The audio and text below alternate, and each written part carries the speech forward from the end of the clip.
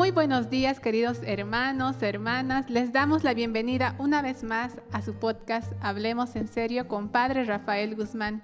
Y bueno, como cada lunes los acompañamos en este momento al despertar, al prepararse para sus actividades diarias, tal vez para ya manejando camino al trabajo.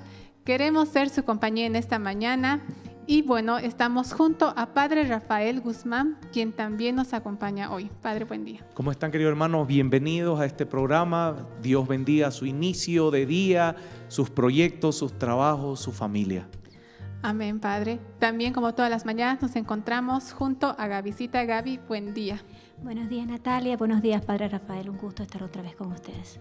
Qué lindo. Entonces hoy también vamos a compartir el podcast. Tenemos un tema muy lindo para hablar, un tema muy importante, pero antes de que, como siempre les digo, antes de poder iniciar, los invito a que podamos compartir el link de este podcast, ya sea que lo están escuchando en YouTube o en Facebook, que puedan compartirlo, que puedan enviarle un inbox a alguna persona que tal vez ya le han enviado antes o que quisieran que pueda escuchar el podcast. Estamos muy felices de que lo puedan hacer.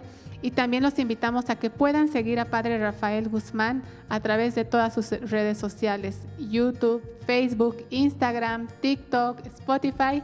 Y bueno, todas esas son las redes sociales. Hay una variedad de contenido para todas las edades, también para los temas específicos que desean conocer. Hay bastante contenido sobre todo para crecer en la fe. Y eso. Los invitamos a que compartan y bueno, vamos a dar inicio hoy, como todos los lunes, con una pequeña oración para que sea el Señor quien nos acompañe. Padre, si nos puede guiar, por favor. Preparamos nuestro corazón al Señor, se lo presentamos como ofrenda, como una ofrenda ante el altar de su amor y de su corazón, para decirle gracias, Señor, por este día, pero también gracias por tú lo que vas a hacer durante cada hora, durante cada minuto y cada segundo en nuestras vidas. Ponemos en tus manos nuestra familia, nuestros amigos, nuestros seres queridos, nuestras comunidades, para que hoy también sea un día de victoria para ellos. Amén. Amén. Amén.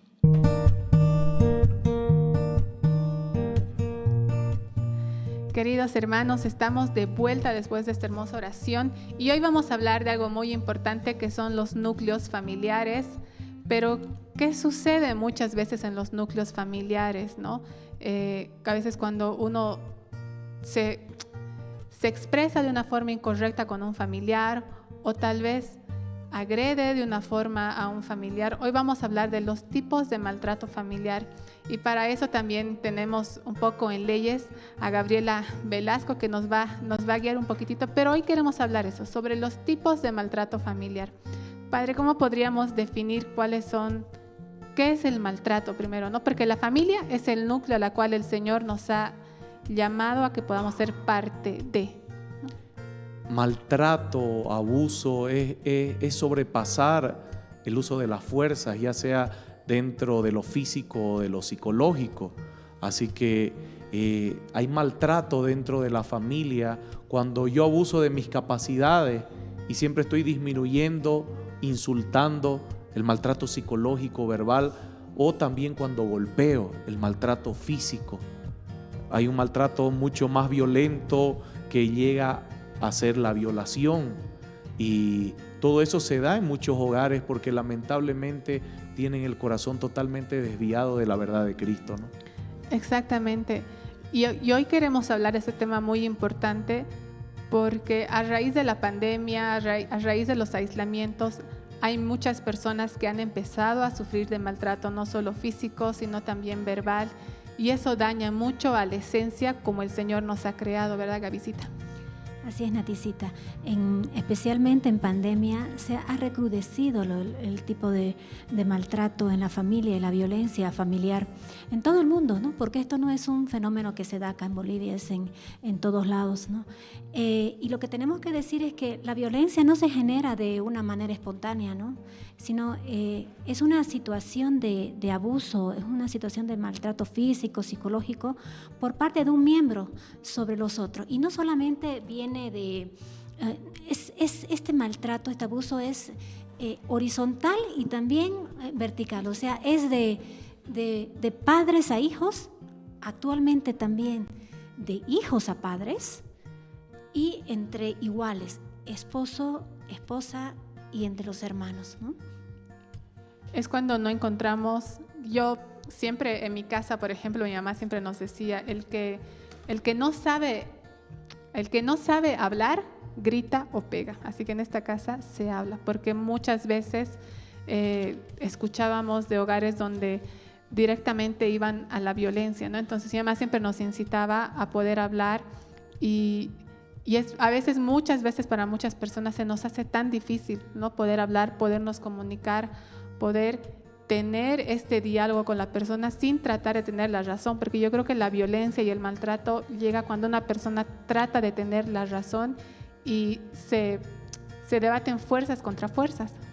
No solamente eso, hay gente que sufren, ya tienen problemas psicológicos desde el hogar, desde la familia, y por eso es que es importante que las parejas se conozcan, ¿no? Hay personas que usted puede charlar excelentemente todo el día, charlar con ellos todo el día, reír, compartir, comer, se abrazan, y al día siguiente es otra persona. Esto yo lo he visto en muchos casos. O sea, cambian de personalidad y sí, claro, aparece el tema de sí, es que es bipolar, entiéndalo. No, es cosas mucho más profundas que no se han sabido tratar. Luego está la imposición de que lo que yo digo se hace, lo que yo quiero se hace, el que manda o la que manda aquí soy yo soy la que traigo el dinero, yo soy el que traigo el dinero, etcétera, etcétera, que se dan como violencia. Es que eso es, ¿no? La fachada del agresor. Tú lo ves, los agresores son las personas más deliciosas, más respetuosas, más educadas que existen con el resto de la sociedad. Aparentan una vida que no son, pero cuando se cierra la puerta de su casa, ahí aparece el monstruo, ¿no? Y lo que pasa es que también es la falta de conocimiento que tenemos todos sobre violencia, porque violencia no solamente es lo físico, ¿no? O no tanto el maltrato físico, sexual, también el psicológico, pero hay también violencias más profundas. La violencia económica, por ejemplo, es tan importante y es tan poco conocida, ese maltrato económico que se hacen, porque esa yo creo que el punto focal de donde vienen los demás tipos de violencia y lo que nos traen los problemas, porque por ese maltrato económico. Entonces la mujer o algunas personas en la casa van perdiendo su individualidad, van perdiendo, ¿no? Entonces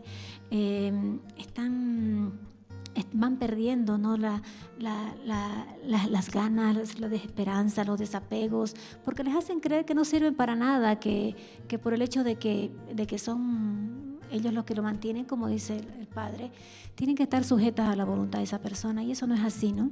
Exacto, y tal vez podemos ahí hablar un poco de los maltratos en la familia que a veces son silenciosos, ¿no? Creo que a veces en las familias existen maltratos silenciosos que uno no se da cuenta y empiezan con pequeñas manipulaciones. Y esas manipulaciones se van creciendo, ¿no? Por ejemplo, cuando uno manipula a los niños, tal vez no con la intención, pero empieza a manipularlo, ¿no? Te doy este dulce, y ya después de esas pequeñas cositas se va convirtiendo en algo más grande. Y eso se está haciendo cada vez más común porque como no se saben comunicar, como tú decías, no saben abrirse, necesitan otros medios, así que utilizan los medios utilitaristas, el uso de las personas dentro de la casa y no el compartir con las personas dentro de la casa, ¿no? Pero aquí el peligro más grande es que en el maltrato, la persona maltratada tiende a ocultar lo que está viviendo dentro de la casa, ¿no? Entonces, ¿por qué? Porque después, si es que alguien sabe que, si el agresor se entera de que tú estás hablando que eres sido víctima de maltrato, puedes tener consecuencias después, ¿no? No tanto físicas, puede tener físicas, psicológicas y también económicas, ¿no? Entonces, hay una cosa muy bonita que me preguntaron una vez. Cuando tú quieras preguntarle a una mujer, ¿cómo estás?, ¿no ve? O cómo te está yendo, normalmente, o cómo están ustedes en su vida, normalmente, digamos, lo miran al esposo, cómo está todo. Hay que mirarle la cara de la esposa, ¿no? Porque ahí te vas a dar cuenta cómo está, porque a veces lo que no sale en las palabras, tú te das cuenta en los gestos, ¿no? Claro, y ahí también creo que es no solo del maltrato de hombre a mujer, sino también existe el maltrato de la mujer a los hombres, ¿no? Incluso por este tema de las manipulaciones, o yo cuando iba hace mucho tiempo a un psicólogo por un tema familiar, nos decía, el llanto es una forma de manipulación. ¿A quién hacía llorar Natalia que tuvo que ir al psicólogo? ¿A quién hacía llorar? Está hablando del maltrato de mujeres a varones, así que ¿a quién hacía llorar Natalia? Aquí voy a contar todo. Aquí voy a contar todo. Pasa que cuando nosotros íbamos al psicólogo, mi mamá es una persona sensible. Y cuando estábamos en el psicólogo, mi hermana es una persona que tiene un carácter muy neutro.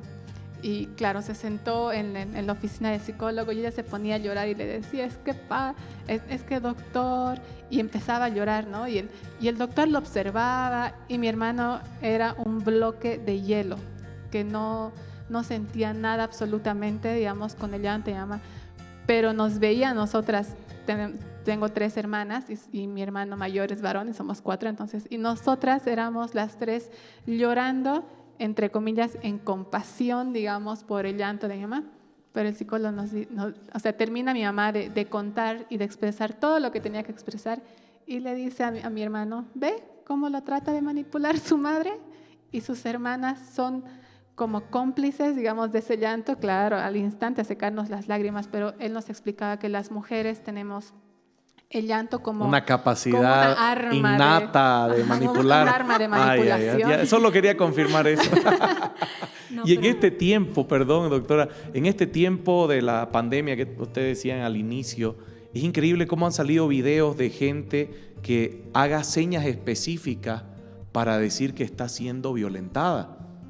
Es increíble la cantidad de videos que se han desarrollado en tiempo de la pandemia. Y luego estaba los polos opuestos, gente que salía diciendo, gracias a la pandemia nuestra familia se ha unido. En cambio yo leo de una abogada de otra ciudad que una persona le escribe con llanto, voy a quitarme la vida por culpa de esta pandemia. No entiendo cómo la gente agradece esta pandemia si a mí me han encerrado con el hombre que me ha violado de los 5 años. Así es. Sí. Así que en este tiempo ha salido a flote todo eso que estaba como oculto. Hasta la gente más callada ha dado señales de humo de que ayúdenme. Hasta las más pasivas se han vuelto agresivas hoy día, han sacado su verdadero yo. Pero yo creo, padre, que como papás y como el rol de usted como sacerdote de la iglesia y nosotros como madres de familia, tenemos que empezar a guiar, porque si hemos nosotros pasado muchísimas experiencias, tenemos que, lo que ya vivimos, ya lo vivimos, ¿no? El Señor se encargará de sanar nuestros corazones si es que ya no lo ha hecho, pero tenemos que empezar ya a pensar en las nuevas generaciones, ¿no? En los mitos que antes se tenía y que tenemos que cortarlos, ¿no? Porque ¿qué es lo que siempre se decía, no? La violencia no es que empieza ya cuando estás casada.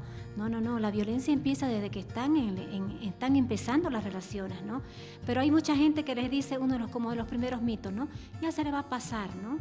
Ya se va a pasar, ¿no? Está nervioso. Y eso no es así, porque los malos tratos y la violencia va empeorando con los años, con las relaciones, ¿no? Con el transcurso del tiempo. Otra cosa que es como un mito que dicen, o sea, la violencia, los malos tratos no se dan entre católicos, entre cristianos. Y eso es... Es una farsa. Y eso es una farsa. Nosotros sabemos que a veces, inclusive hasta, no digo que donde más se da, ¿no? Pero tal vez es donde más se oculta. ¿No? Porque tú estás con tu fe, estás con tu creencia y tú tratas de hacer las mejores cosas y cuando las cosas no están funcionando, para no quedar mal ante tu sacerdote o ante tus... Sí, es cierto, o ante tus pares en la iglesia, vas callando, ¿no?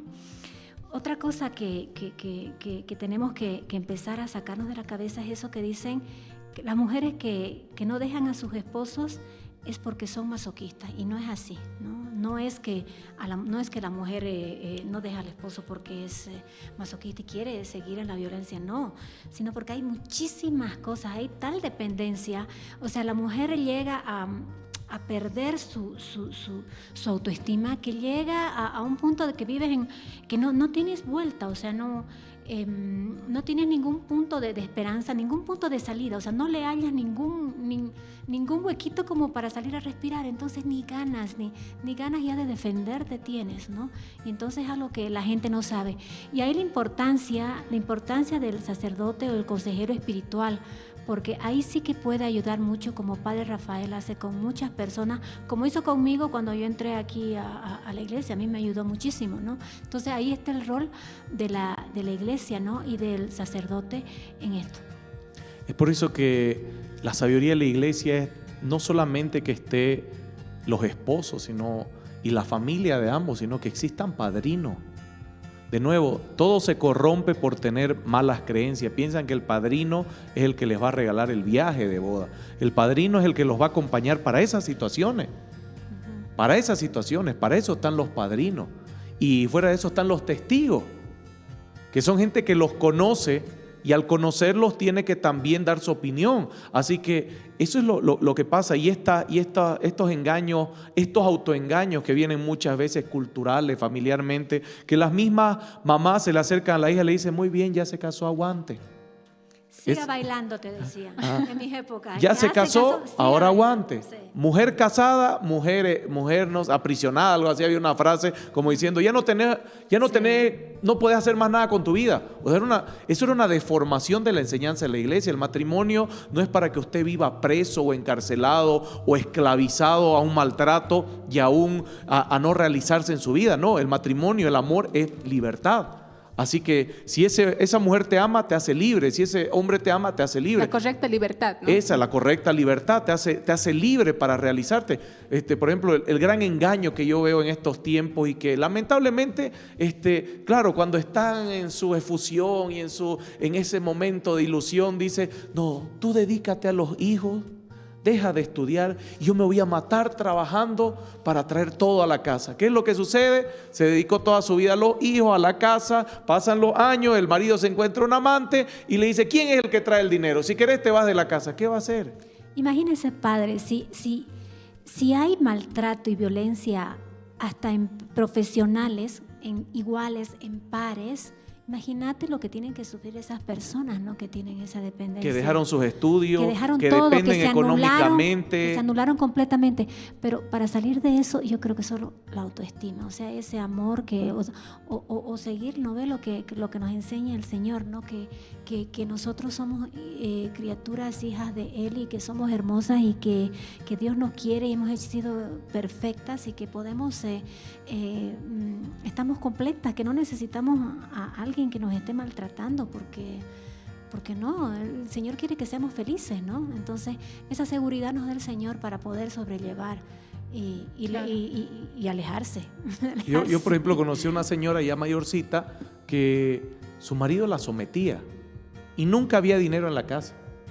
Nunca había dinero en la casa. El marido bebía, hacía de todo, la sometía. Muere el marido y la mujer trabaja por los hijos, pues la madre no puede ver a su hijo que le falte el alimento. Y la madre creció en sus negocios. Y por ella misma, sin haber estudiado, sin haber tenido un gran título, por ella misma no solamente le dio buenos estudios a sus hijos, sino que ahora tiene una comodidad que ella puede disfrutar de su vida de una forma sana. Siendo que cuando estaba bajo el marido que le decía, ¿quién es el que trae el dinero? Le reclamaba quién es el que trae el dinero, pero nunca había dinero en la casa. No había ni para la comida, pero él podía beber, salir a lo que quería y luego someterlas y reclamaba. Queridas mujeres, es que lamentablemente ustedes pierden hasta su identidad y no se dan cuenta de lo que pueden lograr. Y esto pasa con los varones también. Esto pasa así como hay carácter duro de varones, hay carácter muy duro de mujeres. Sí. Muy absorbente hasta tal punto de que de verdad el hombre no puede ni siquiera tener amigos, no puede ni siquiera compartir con su propia madre que se está muriendo, ni siquiera puede ver a sus hermanos. Todo es malo y no puede. Así que como no puede, tiene que aguantarse todo lo que quiere. Lo mismo pasa, pierde su identidad. Perdemos nuestra identidad de varón y de mujer por vivir sometidos. Pero ahora, un tipo de maltrato que se está dando mucho, padre, es el maltrato de los hijos a los papás. Realmente es un maltrato tan terrible y es porque los papás no hemos sabido poner los límites a tiempo, ¿no? Y ahí vemos algo de esto que estamos hablando del maltrato entre esposo y esposa. Son generaciones y generaciones de maltratos dentro de los padres, que ahora los hijos no tienen ningún respeto porque se rompió, se cortó la línea, la cadena de autoridad de los padres, porque son generación tras generación de ver padres que se someten, que no se respetan, y ahora las nuevas generaciones nacen con una idea de que no hay por qué respetar. No hay jerarquía. No tengo a quien yo decir qué es lo que hago con mi vida, yo lo que me da la gana, y ellos tienen todavía que sustentarme. Y solamente respetan tal vez al que tiene el mayor poderío económico en la casa. No es que lo respeten, sino que son oportunistas. Saben cuándo decirle, mamá, te quiero, papá, te quiero, y saben cuándo decirle, no me interesa lo que me digas. Cuando hay premio, te quiero. Cuando no hay premio, no me conviene, te odio. Así que esto, porque generaciones tras generaciones deformaron la imagen del hogar por los maltratos. Entonces, ahora que estamos hablando de que todo esto ha sido degenerado, ¿no? O sea, y todo esto en los hogares ha llevado a violencia física, a violencia emocional, a violencia sexual, incluso a violencia económica, como hablaba Gabycita, ¿no? ¿Cuál es el aliento desde nuestra fe cristiana que les podemos dar? Que hablen, que busquen consejería, ¿cuál como el primer paso? Nati, antes de que hable el padre. Sí. Hebreos 12, 14, 15, ¿qué te dice? Esfuércense en vivir en paz. Es tan difícil, ¿no? Esto que nos dice Hebreos, o sea, esfuércense en vivir en paz, sí, pero cuando realmente ya no puedes, ¿cómo vas a esforzarte en vivir en paz cuando quieres ahorcar a la persona que tienes a tu lado? A ver, que el Padre nos comente. Es que la gente malinterpreta la paz. La paz no es algo sencillo, la paz se logra después de la guerra. Así que el esforzarse para vivir en paz es descubrir cuál es la raíz del problema, dejarse ayudar. El primer paso es dejarse ayudar, porque una persona que ha sido maltratada ya es una persona que es incapaz de solo o sola tomar una decisión. Dejarse ayudar, buscar ayuda. Primer paso, buscar ayuda. Segundo paso, romper con las malas enseñanzas culturales. Esquemas. Romper los esquemas culturales, romper la formación deformada, formación deformada cultural. ¿Por qué? Porque mucha gente está atada por estos esquemas que no los puede romper en su cabeza. Me pega porque me quiere. ¿Cómo la voy a dejar? ¿Cómo lo voy a dejar? No lo hago por mí, lo hago por mis hijos. Eso es un esquema cultural que no te permite salir. Pero lo primero es buscar ayuda, porque necesitas quitarte la venda de los ojos. Entonces, en base a eso, me gustaría, Padre, que todas las personas que ahora están escuchando puedan cerrar un momento sus ojos, si están manejando, que puedan estacionarse un momento y puedan poner sus manos en el corazón para que podamos orar tal vez por esas situaciones que estamos pasando o tal vez por personas que conocemos que están atravesando por problemas de maltrato familiar. Padre, si nos puede guiar para que podamos entregar sus vidas. Te bendecimos, Señor, en este día, porque en tu palabra tú nos dices que para hacernos libres nos liberaste. Aunque suene redundante, mucha gente no entiende esa libertad que tú traes al corazón, al alma y a las decisiones. Mucha gente no entiende lo que dice Romanos 8:28, que todo es para bien. Toda decisión que va a cambiar maltratos en tu vida, sí o sí va a ser para bien, aunque no parezca fácil. La paz se consigue después de la guerra. Y hay una parte en la Biblia que nos dice el mismo Jesucristo: yo no vine a traer paz, yo vine a traer espada. Esposo contra esposa, padres contra hijos, hijos contra padres. ¿Por qué? Porque nosotros luchamos por algo que se llama justicia.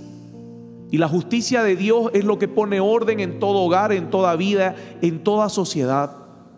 Si tú estás viviendo situaciones de injusticia, tú necesitas recuperar la justicia de Dios en tu vida. Si tú estás viviendo situaciones de maltrato, de abuso, de violaciones, de cosas que ya no puedes soportar y piensas que tienes que aceptarlo, querido hermano, eso va en contra de la justicia de Dios. Dios quiere tu felicidad, y tu felicidad se basa en tomar grandes decisiones aunque te duelan. Jesucristo tomó la mayor decisión de su vida y fue la más dolorosa, morir en una cruz por nosotros. Tú no tengas miedo de tomar la mayor y la mejor decisión en tu vida. Amén. Amén. Queridos hermanos y hermanas, ya hemos escuchado la entrega final de la oración. Tomemos decisiones, que esta semana sea un momento para que podamos tomar decisiones en las cuales el Señor esté presente en cada momento. Y de esta forma nos despedimos de su podcast Hablemos en Serio y nos vemos una vez más el siguiente lunes junto a Padre Rafael Guzmán y Gabriela Velasco. Así que nos vemos el siguiente lunes. Chao, chao. Adiós. Chao, chao.